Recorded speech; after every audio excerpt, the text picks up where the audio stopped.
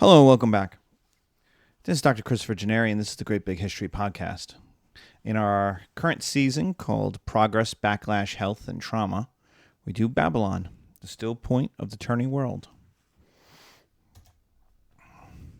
So Babylon is located in the middle of Mesopotamia. It is a natural place for people to meet, and there has been a major city on this site since cities have been built. There's Babylon, there's Ctesiphon, there is Baghdad, and they've all been great trading, populated cities. And the reason why is geography. It brings people together. Babylon is also our first cosmopolitan city. Cosmopolitan means city of the universe, which means everybody lives there.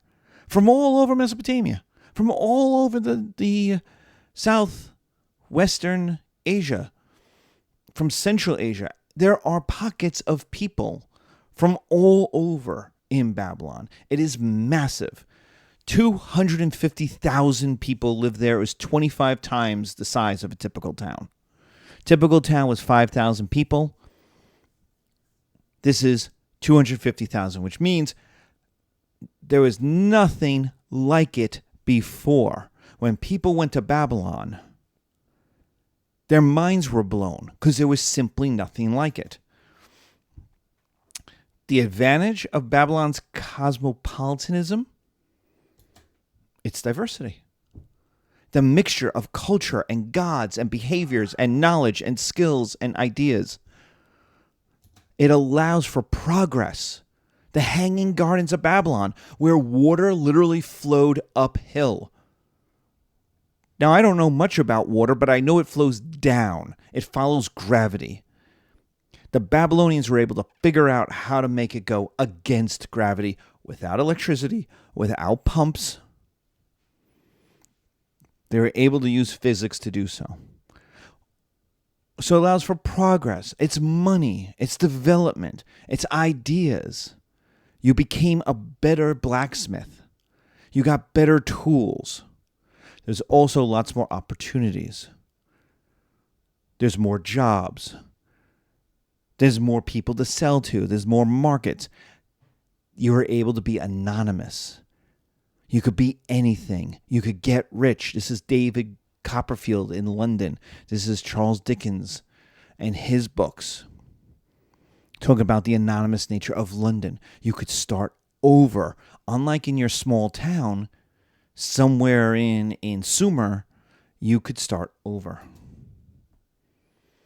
What is the disadvantage of Babylon's cosmopolitanism? Also, diversity. There's different rules, different behaviors, foods, customs, languages, gods. It looks like chaos. Which means there's a search for control, identity, and meaning. What does it mean to be Babylonian?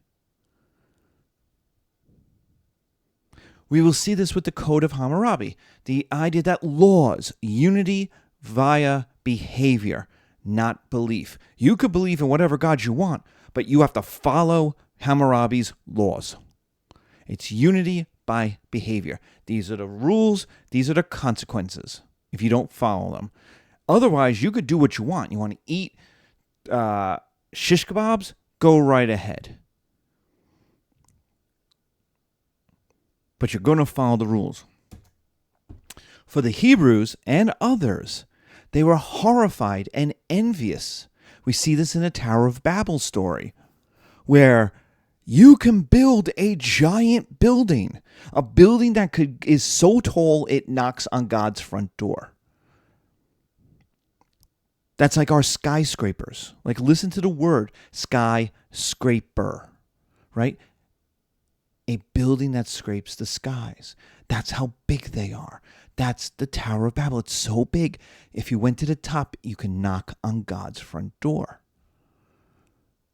And that's envious. We don't have anything like that. The Hebrews don't have anything like they have in Babylon. Babylon is immensely advanced. It's got the lunar calendar. It's got bronze weapons. It's got bronze tools. Hey, the Hebrews are far behind on all this stuff. So they're envious of it, but also horrified. Look at all these people doing all this stuff, doing all these naughty things. How do they even, and again to the Tower of Babel story, how do they even communicate with each other? For Hebrews and others who were small peoples living in small places, keeping to themselves, Babylon is the liberal antithesis of their conservative ethnic state. Babylon shouldn't work, and it does, and it's rich, and it's advanced. In the land of the Hebrews, everyone speaks Hebrew. Everyone worships the same God. Everyone's essentially the same. And yet they are clearly far behind in technology, far behind in ideas, and far behind in wealth. None of those three things are in dispute. How do I know? Because the Babylonians will eventually come and conquer the Hebrews, and not the other way around. And the Tower of Babel tells you this.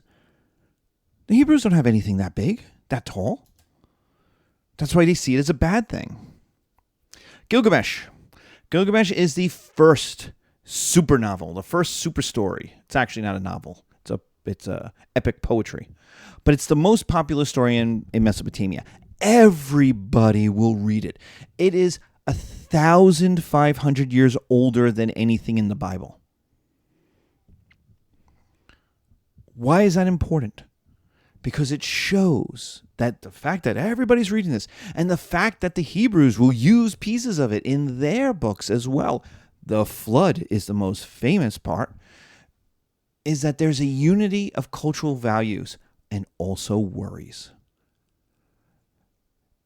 The fact that everybody read this, that it's written down, that if you dig in the Middle East, you will come and pop up with some version of Gilgamesh. In fact, a new chapter has just been found and translated.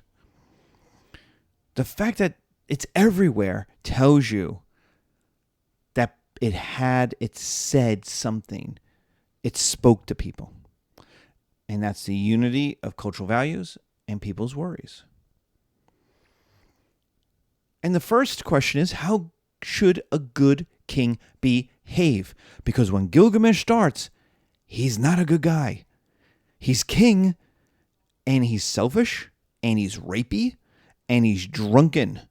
And him and his bros go around terrorizing people because he can do things to people and suffer no consequences. And what do people do is they complain. They complain to the gods to save them from this drunken bro. And the gods create a foil, Enkidu, who represents nature and honor, a man made from dust in the forest. The second thing is, are cities actually good for people? You have to understand, Babylon is the first great super city. And Gilgamesh is the first great super piece of literature. And in both the first great super city and the first piece of literature, they are both wondering, are cities good for us? Should we just stay as nomadic peoples? Wouldn't that have been better?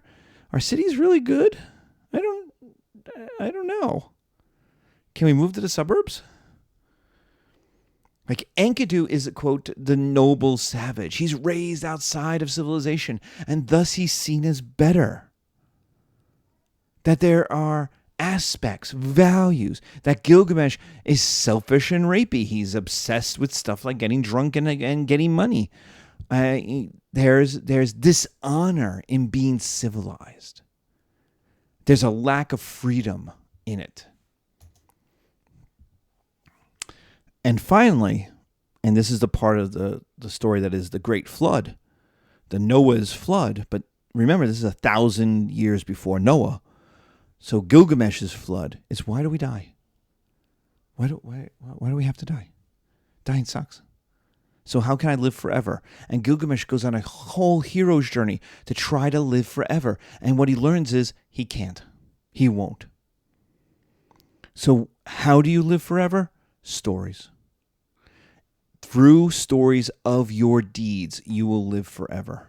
So either you have to be great, a king has to be great and be written down in history, or ordinary people who won't be written down need to have kids. Your kids will remember you. Your grandkids will remember you. And every time your grandkids tell their grandkids about you, their grandpa, their grandma, you live again.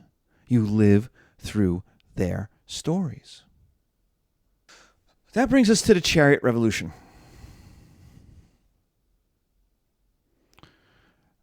The chariot revolution is the first super weapon, thus the revolution. It is expensive. Only rich people could afford them, which makes only rich people important in defending the society. They're like an ancient jet fighter. They're light, they come in fast, they shoot their arrows, they hit hard, they never stop moving. People think of them as tanks. They're not tanks. You may see a movie that they put like spike stuff on the wheels. If they did that, they probably did not do that. If they did do that, they didn't hit people with them. It was meant to push them back so they could shoot them with their arrows. Because if you've got a scythe on your wheel and it hits somebody and it doesn't go through them, suddenly that wheel stops. You just put a big chunk of stick right through your wheel, and that means the horses are still moving at 20 miles an hour. The wheel isn't, so boom, you are now thrown upside down. You're thrown out of the thing. The whole thing goes crashing. So it looks cool in movies, but it's not practical. It's not a weapon. The most likely reason it would be on there is to push people away, because the way you stop a chariot is you kill the horses. You stab the horses. You make the horses stop. As long as the horses are moving at 20 miles an hour, you can keep shooting your arrows. The whole point of chariots is not to run people over, even though there we have in our art men being run over. It's to make them run away. Most people who are fighting aren't professionals. So they're just some dude with a stick. And in comes this chariot at 20 miles an hour shooting arrows. You say, forget this, I'm done. And you run. And you get shot in the back maybe, but you run away. So only the richest societies had enough rich people to have enough chariots. Ahab, the king of Israel, had 200 chariots. Pretty good, right? But Israel is a small, relatively poor state. Ramses II of Egypt, probably the richest king in the Near East, had 3,000. Tell me who's winning that battle. So what is the effect on the Near East? The effect is a new form of legitimacy. You are able to exert your power through chariots and wealth on somebody else. Only rich people matter. When we talked about the Code of Hammurabi, remember we talked about how it treated rich people better than poor people? This is why. This is progress, I suppose, though there you can imagine the backlash of not being important. You know, that's the backlash is in the law, right? That ordinary people have to accept not being important in the society. Only rich people matter in society. And only rich states matter. So rich people dominate poorer people, and rich states dominate poorer ones, to the point where we have 3 empires. Babylon, whose wealth is based on trade and technology, and it dominates Mesopotamia. Egypt, which has the Nile and is the biggest producer of food and it controls Egypt and Nile, Africa. Also what's called the Levant, which is the land of Canaan, Israel, Palestine. Well, it's not Palestine yet. The Phoenicians, excuse me. The Philistines have not shown up yet. They will show up later at the end of this chapter. But the Phoenicians to the north of the Hebrews, to the north of the Canaanites, and then the lands of Syria north of that. And then beyond the mountains of Asia Minor, the Hittites, who had the metals. See, the Egyptians and the Babylonians live in river valley plains. They don't have metal. They have food. The Babylonians are also a crossroads for trade. So they have merchants coming through so they could tax, but they don't have metals anywhere around them that they could just mine. They have to trade with the Hittites. The Hittites have the metals, which means the metals are cheap. They're like the Saudi Arabia of copper and tin. So it was a lower cost for the Hittites to compete. The Hittites are poorer than the Egyptians and the Babylonians.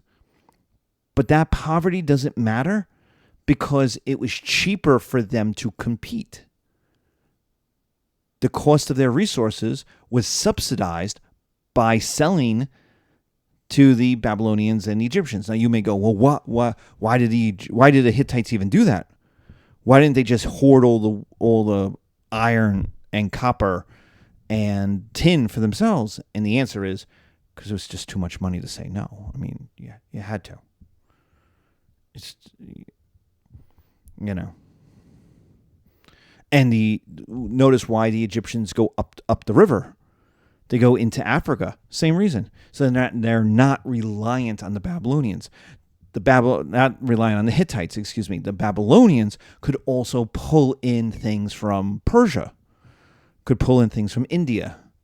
So they could go east. The Egyptians could go south to offset a blockade, let's say.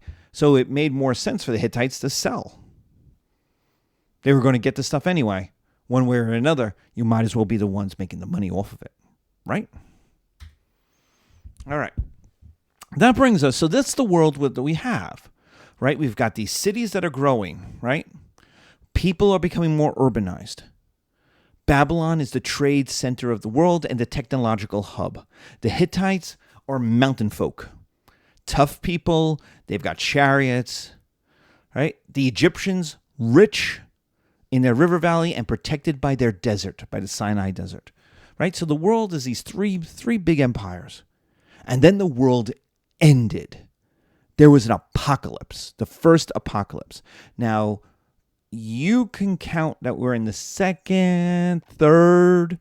There's at least two apocalypses. This is the first. The second apocalypse is in the 400s AD, when Rome, China, and India all fell apart.